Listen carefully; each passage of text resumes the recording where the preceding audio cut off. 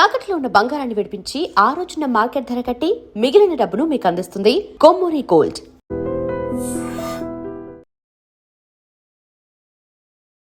జబర్దస్త్ ఆర్టిస్టుల వల్ల ఈవెంట్లకి మిగతా గెస్టులకి ప్రైజెస్ డౌన్ అయ్యాయి, వీళ్ళు తక్కువకి వెళ్ళిపోతున్నారు కదా అని చెప్పని అంటారు. దాన్ని మీరు యాక్సెప్ట్ ఐ చేస్తారు? Agree with you. నేను ఓకే చేస్తాను. ఇప్పుడు కొంతమంది ఇక్కడ సెలబ్రిటీ గెస్ట్ వెళ్తే కొంతమంది 2.5 లక్షలు తీసుకుంటున్నారు ఒక వ్యక్తి, plus to and fro flight, అక్కడ స్టార్ హోటల్. కొంతమంది 1,50,000కి 2 లక్షలకి మొత్తం టీం అంతా వెళ్తారు. నేను ఇందాక చెప్పింది 2.5 లక్షలు ఒక వ్యక్తి, ఇక్కడ 4 వ్యక్తులు 2 లక్షలకి ఇన్క్లూడింగ్ ట్రాన్స్పోర్ట్ వెళ్తారు. కొంతమంది 1,00,000కి వెళ్తారు, కొంతమంది 50,000కి వెళ్తారు. ఇంకా తక్కువలో ఉన్న వాళ్ళు ఉంటే వాళ్ళు 15,000కి వెళ్ళిపోతారు. మేమంటే లేత ఉంటుంది, ముద్ర ఉంటుంది. మేము టు బి ఫ్రాంక్గా చెప్పాలంటే మేము ఏ ఈవెంట్కి వెళ్ళినా సరే ఏమంటే ఇన్క్లూడింగ్ ట్రాన్స్పోర్టు ముగ్గురికి 60,000 అని చెప్తాం. అంటే ఇందులో 5,000 రూపాయలు ట్రాన్స్పోర్ట్ పోతుంది. ఎగ్జాంపుల్ వైజాగ్ అనుకో, వందే భారత్లో వెళ్తే ఇటు నుంచి 2,000, అటు నుంచి 2,000 అయిపోతుంది. మేము ఇంటి దగ్గర నుంచి రైల్వే స్టేషన్కి వెళ్ళడానికి 600, 300 అవుతుంది. అలా మేము 20,000 అవుతుంది అంటాం.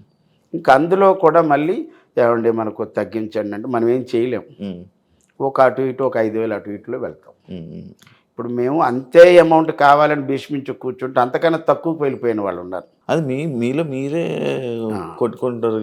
మనం ఏం చేయలేము. మన టార్గెట్ ఏంటంటే నెల అయ్యేటప్పటికి ఇదిగో మన ఈఎంఐలతోని బయటపడాలి, ఈ నెల బాగుండాలి అనుకుంటే తక్కువలో తక్కువ నాకు ఒక 3 లక్షల రూపాయలు అయితే సంపాదిస్తాం మంత్లీ. ఒక్కోసారి ఆ 3 లక్షలు కూడా రాకపోవచ్చు.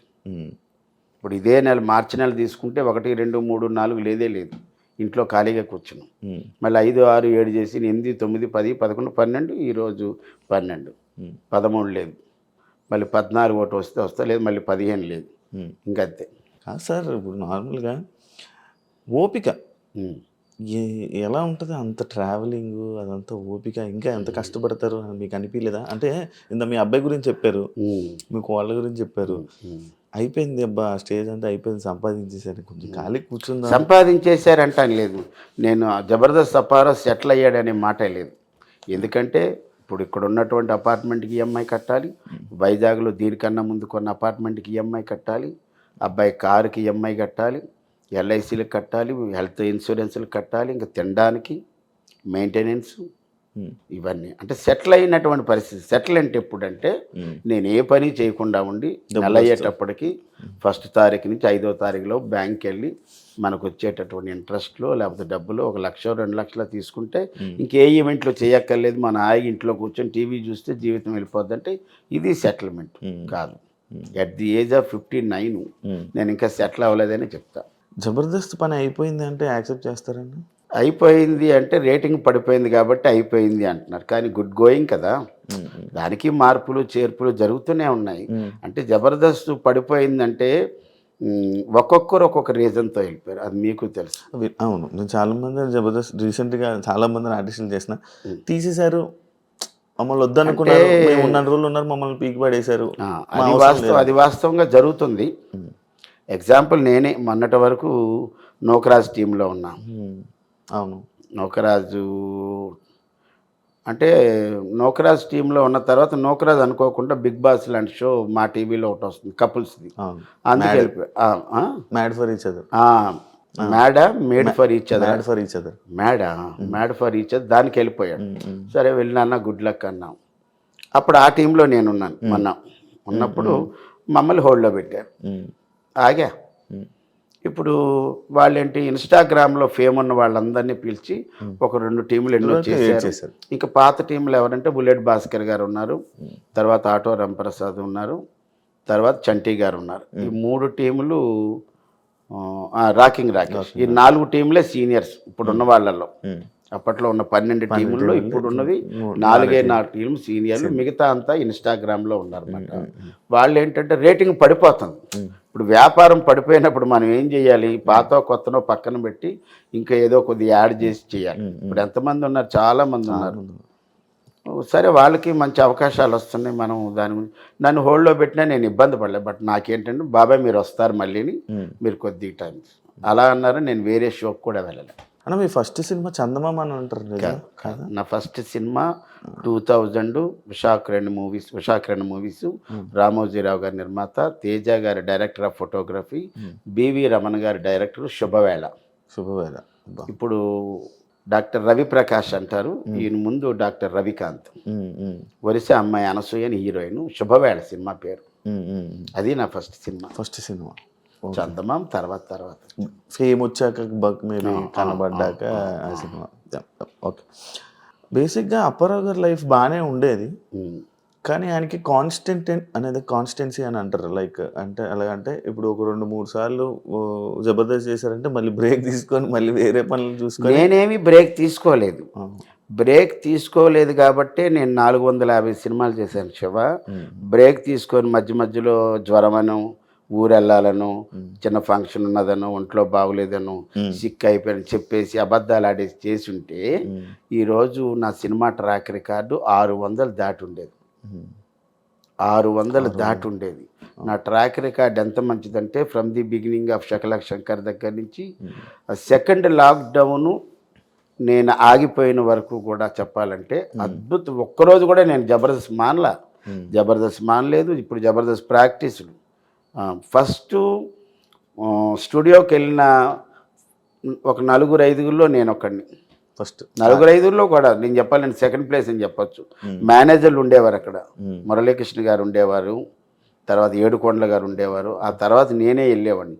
7 గంటలకి లొకేషన్లో ఉండేవాడిని. అంత కమిట్మెంట్గా టైం అంటే టైం. ఎట్టి పరిస్థితుల్లో నేను కూడా మన కారు వచ్చే ముందు చూస్తే 11:53 ఉంది. ఇంకా 7 నిమిషాలు మన టైం ఉంది. ఆ టైంలో అబ్బాయి ఫోన్ చేశాడు, కిందకి వస్తున్నానని. అంతే. ఓకే. మొత్తం పర్ఫెక్ట్ టైం అంటే టైం పంక్చువాలిటీ అంటే మరి టైమే. అలా ఉన్నాను కాబట్టి ఇందాక మీరు అన్నారు బాగా స్ట్రైన్ అయిపోతున్నారు, అలిసిపోతున్నారు అంటే తప్పదు. ఇంకా మన జర్నీ స్టార్ట్ అయిపోయిన తర్వాత మనం ఎక్కడ ఆగడానికి వీలేదు. నేను ఈ జర్నీలోనే బాగా ఎంజాయ్ చేస్తాను. అలాగని సూపర్ డీలక్స్ బస్ ఎక్కుతాను, అలాగని ఒక కార్ ఎక్కేస్తాను. ఇంకోటి ఏంటంటే దీని గురించి చెప్పాలంటే జనవరి నెలలో నేను ఎంత స్ట్రెయిన్ ఫీల్ అవ్వలేదు, కానీ ఎంజాయ్ చేశాను. ఆ ట్రిప్ మీకు ఇంత తిరిగాడా అనిపిస్తుంది. జనవరి 13 హైదరాబాద్లో బయలుదేరి 14 మార్నింగు, జనవరి 12 బయలుదేరి 13వ తారీఖున నెల్లూరు వెళ్ళా. నెల్లూరు దగ్గర అల్లూరు ఎర్లీ మార్నింగ్ 5కి దిగాను. వాళ్ళు తీసుకొని వెళ్ళారు, రూమ్ ఇచ్చారు. ఆ రోజు 13వ తారీఖున ఒక అమ్మగారి పేరిట, వాళ్ళ తల్లి గారి పేరు మీద తల్లిని బాగా చూసుకునే వాళ్ళకి సన్మానాలు చేశాడు. అది నేను గెస్ట్. మా ఊరు ఆయన మేడం మస్తాన్ రెడ్డి గారు అని ఎప్పటి నుంచో చేస్తారు.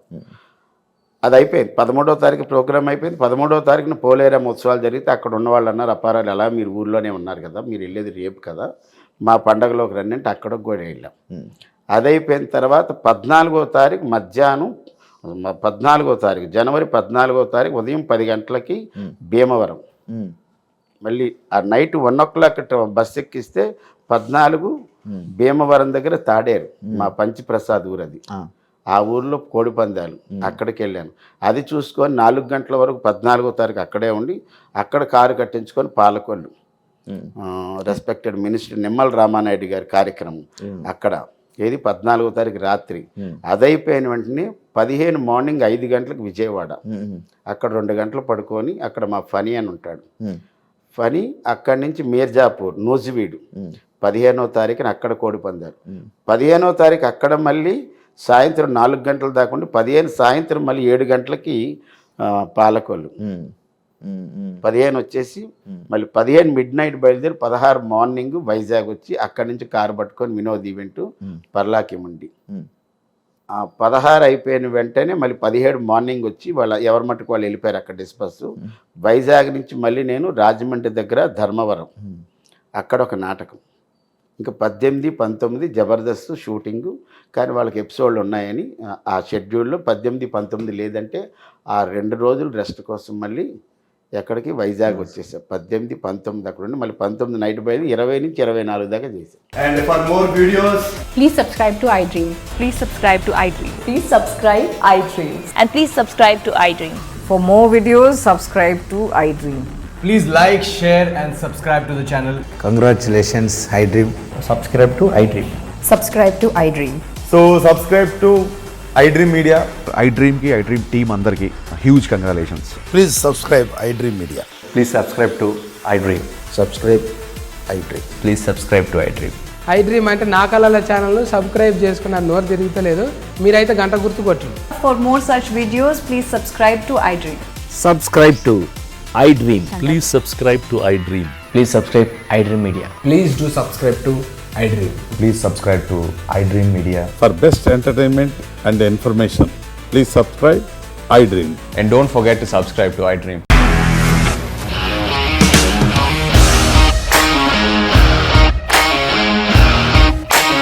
ఇండస్ట్రీలో కమిట్మెంట్ ఇష్యూస్ వస్తే నీకు కూడా వచ్చినట్టు? మార్నింగ్ తీసుకెళ్ళాలంటే కొట్టి పడేస్తారు.